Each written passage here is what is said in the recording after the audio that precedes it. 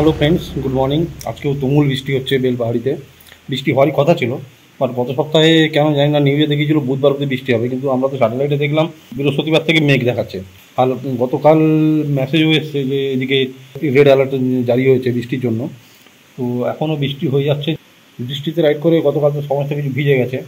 তো আজকে বাকি একটা সেট ছিল যেগুলো শুকনো, সেগুলো আপাতত পরে বেরোবো ব্রেকফাস্ট করে। 9টার সময় চেক আউট। তো সেগুলোও ভেজে যাবে জানি। ওই ঝাড়গ্রামটা বেরোলে সম্ভবত আর বৃষ্টি পাবো না। যাই হোক, দেখা যাক, আপাতত ব্রেকফাস্টটা করি।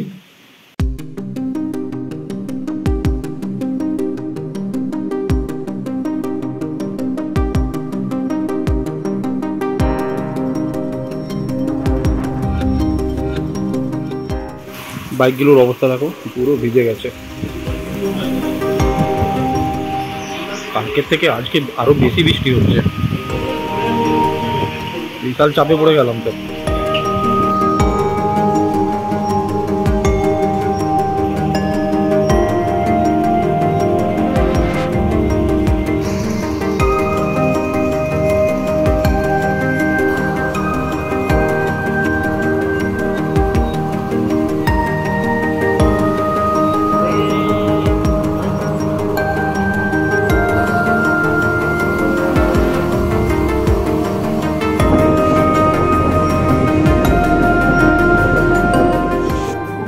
আমরা রেডি হয়ে গেছি, বেরোবো। অনেকক্ষণ টাইম ছিল বৃষ্টির জন্য, সবাই রেডি হচ্ছিলো।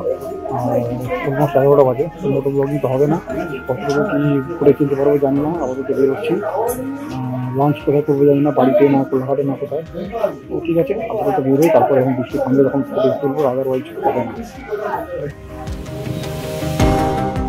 ঝাড়গ্রাম পেরিয়ে খড়গপুরের কাছাকাছি এসে গেছি।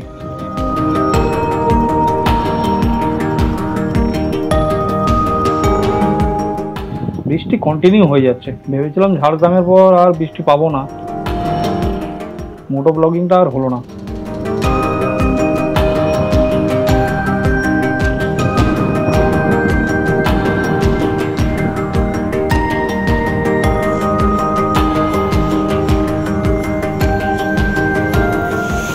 আপাতত আমরা খড়গপুর, এখানে একটু সব কিছু লোড দিয়ে দিচ্ছি। বৃষ্টি এখনও কমেনি, যে কারণে মোটো ব্লগিংটা করতে পারছি না। নেক্সট ডেস্টিনেশন সম্ভবত কোলাঘাট, ওখানে লাঞ্চ করতে।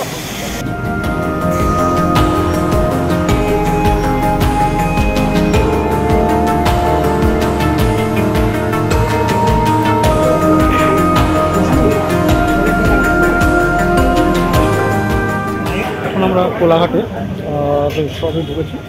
এখন আমরা লাঞ্চটা করবো এখানে। লাঞ্চটা করে তারপরে ঘন্টাখানেক টাইম লাগবে, তারপরে বেরোবো।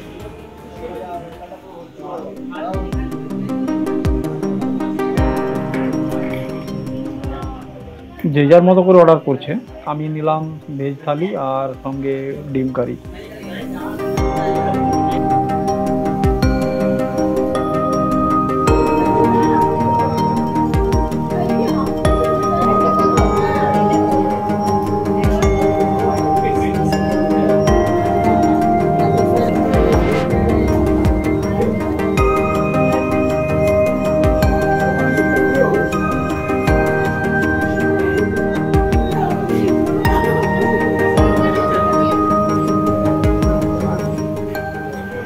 এখন 3:10 বাজে, লাঞ্চ শেষ। এখন আমরা বেরোচ্ছি। আর যে যার মতো খাওয়া দাওয়া হয়ে গেছে। সম্ভবত এখান থেকে অনেকে ডিভাইড হয়ে যাবে, অনেকে ধুলোগড়ে ডিভাইড হবে, আর বাকি সব কলকাতার ভিতরে ঢুকবে। তো বাড়ি ফিরে দেখা হচ্ছে।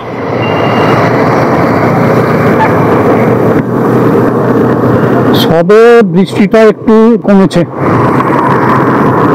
এখন আমি শখের বাজার ক্রস করছি। শেষ মুহূর্তে মোটর ব্লগিংটা শুরু করলাম আর কি।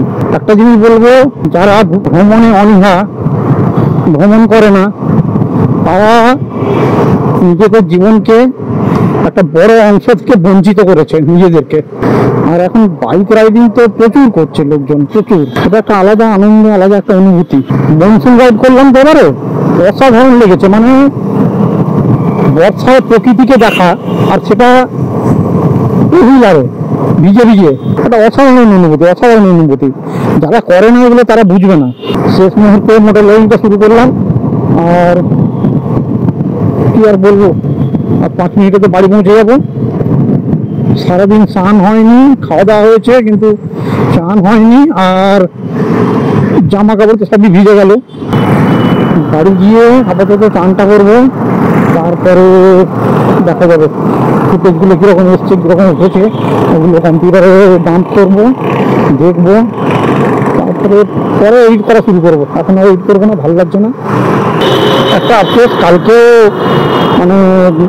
তো সারাদিন বৃষ্টি হচ্ছে, মোটো ব্লগিংটা হয়নি। বাড়ি গিয়ে ভালো করে ফ্রেশ হতে হবে, নাহলে হবে না। আবার একটা সিগন্যাল, যাই হোক এটা আমার জন্য ভালো হয়েছে, আমি তো ডান দিকে যাবো।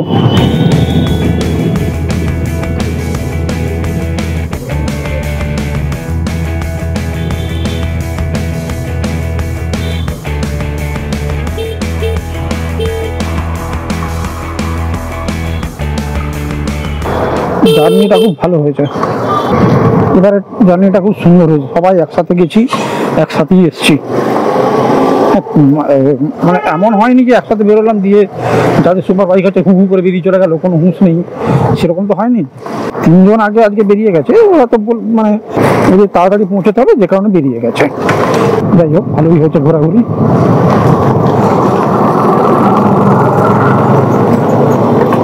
কি অবস্থা এই রাস্তাগুলোর! হ্যাঁ, আমরা একটু সিগন্যালে পড়ে গেলেই 500 টাকা সঙ্গে সঙ্গে একবারে জরিমানা করে দেয়। আর এইসব রাস্তা দেখো, অনেক কিছু পাল্টাতে হবে, রেনকোট পাল্টাতে হবে। এই রেনকোটটা হচ্ছে না, এই রেনকোটটা পুরো ভিজে গেলাম।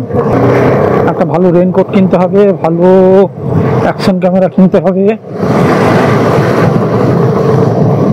রাইডিং গিয়ার কিনতে হবে, অনেক কিছু কেনার আছে।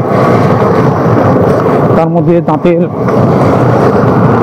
ইমপ্ল্যান্ট আছে 2টো, তাহলে কত খরচ, এত খরচ সামলানো যাচ্ছে না।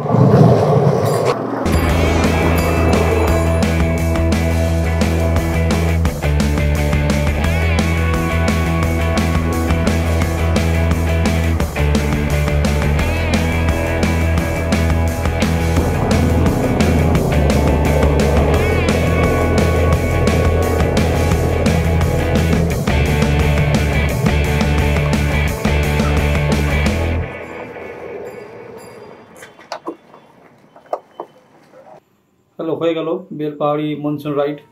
এটাই ছিল বর্ষায় বেলপাহাড়ির লাস্ট এপিসোড। আর এই ব্লগটা তাহলে এখানে শেষ করে দিচ্ছি। নেক্সট ব্লগ দেখা যাক কোথায় করা যেতে পারে। সম্ভবত পুজোর টাইমে বাড়ি যাবো, ওখান থেকে বেশ কিছু জায়গায় বেড়াতে যাওয়ার আছে, সেসব জায়গায় গেলে ওখানেও বেশ কিছু ফুটেজ তুলবো, দেখাবো। তো আপাতত এই ব্লগটা এখানে শেষ করছি। গুড নাইট, দেখা হচ্ছে নেক্সট ব্লগে।